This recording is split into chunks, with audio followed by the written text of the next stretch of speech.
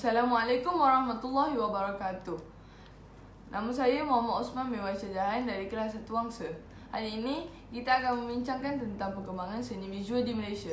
Persepsi seni halus. Sejarah dan perkembangan seni halus ialah seperti yang berikut. Sejarah seni visual negara kita bermula pada tahun 1920-an dengan penubuhan Penang Impressionist Society. Ahli-ahlinya ialah isteri-isteri golongan ekspatriat, Puan Lim Cheng Kung sebagai penaja dan Abdullah Arif sebagai guru seni lukis. Pada tahun 1930-an, muncul sekumpulan pelukis yang dikenali sebagai 12 pelukis perintis di Pulau Pinang. Antaranya ialah Abdullah Arif dan Nyong Mun Sen. Mereka menjadikan landscape sebagai tema karya cat air mereka. Pada tahun 1950-an, muncul pula pelukis seperti Chua Tian Teng dan Khalil Ibrahim yang menggunakan subjek tempatan sebagai tema dalam karya catan mereka. Penubuhan Wednesday Art Group melahirkan para pelukis yang menampilkan karya catan gaya naturalisme. Karya mereka bertemakan subjek yang mencerminkan warisan sosio-budaya masyarakat Malaysia. Selepas merdeka, landscape seni visual negara terus berubah. Kepulangan pelukis-pelukis seperti Jolly Koh dan Ibrahim Hussein ke tanah air telah menampilkan catan gaya ekspresionisme dan ekspresionisme abstrak, hasil pengaruh gaya seni barat. Perkembangan seni visual semakin rancak dengan penubuhan Angkatan Pelukis Malaysia dan Persatuan Pelukis Malaysia. Penubuhan institusi seperti Institut Teknologi MARA dan institusi seni swasta yang menawarkan pelbagai kursus seni menyemarakkan bidang seni visual ini di negara kita. Pertubuhan dan persatuan seni halus. Perkembangan seni visual disemarakkan lagi dengan penubuhan beberapa pertubuhan dan persatuan. Walaupun pertubuhan dan persatuan ini ditubuhkan pada era yang berbeza serta dianggotai oleh individu yang berlainan, namun pertubuhan dan persatuan ini menjadikan faktor perkembangan seni visual di Malaysia. Pertubuhan dan persatuan seni halus sebelum merdeka. Penang Impressionist Society ditubuhkan pada tahun 1920-an. Ahli-ahlinya terdiri daripada isteri-isteri golongan ekspatriat. Abdullah Arif ialah tenaga pengajar dan Puan Lim Cheng Kung sebagai penaja. Wednesday Art Group pula ditubuhkan pada tahun 1952.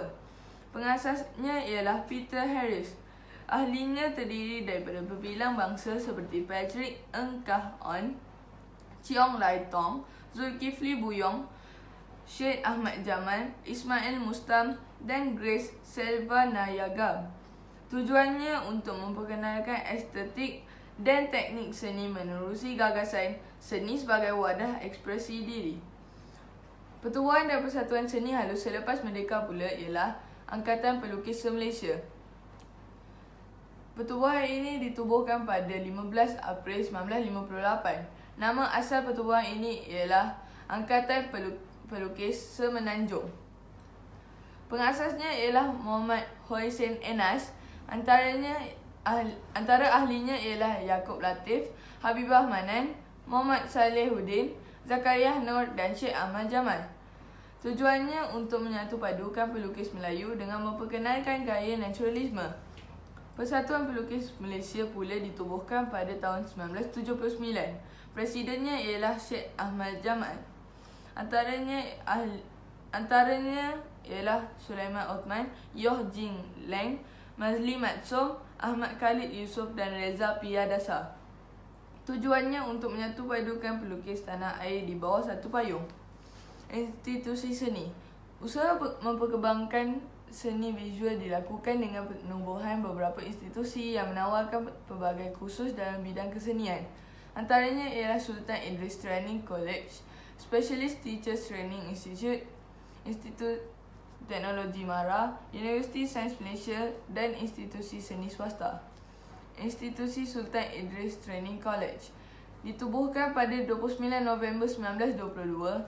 Tujuannya ialah untuk melatih guru-guru Melayu, khususnya untuk seni lukis dan pertukangan tangan seperti anyaman dan kerja kayu. Institusi Specialist Teachers Training Institute ditubuhkan pada tahun 1960.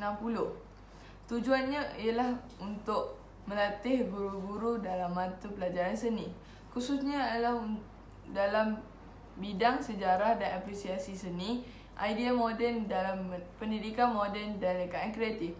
Institusi Teknologi MARA kini dikenali sebagai Universiti Teknologi MARA (UiTM). Ditubuhkan pada tahun 1967, khususnya adalah untuk pengajian seni seperti seni halus, seni reka grafik dan seni reka perindustrian. Universiti Sains Malaysia ditubuhkan pada tahun 1972, khususnya adalah untuk pengajian seni halus seperti cartan, seni reka grafik, seni foto dan cetakan. Institusi seni swasta pula bertujuan untuk membantu dalam perkembangan seni visual dan pendidikan. Contohnya adalah Kuala Lumpur Institute of Graphic, Lim Kok Wing University of Creative Technology.